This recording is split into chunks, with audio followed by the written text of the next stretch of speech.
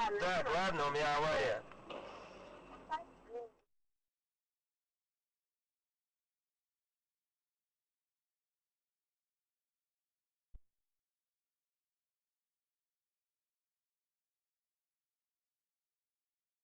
Нет, мы так в день едем.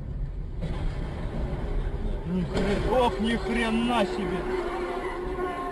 Ага. Ох, хрен!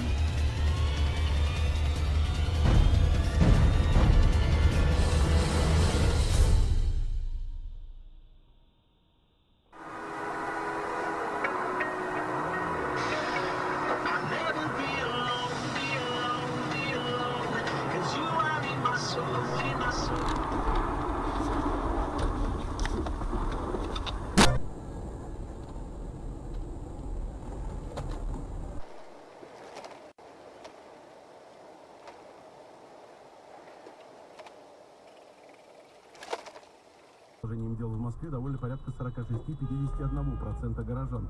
Также половина опрошенных отмечает позитивные изменения в развитии столицы, среди конкретных достижений называя улучшение дорожно-транспортной ситуации.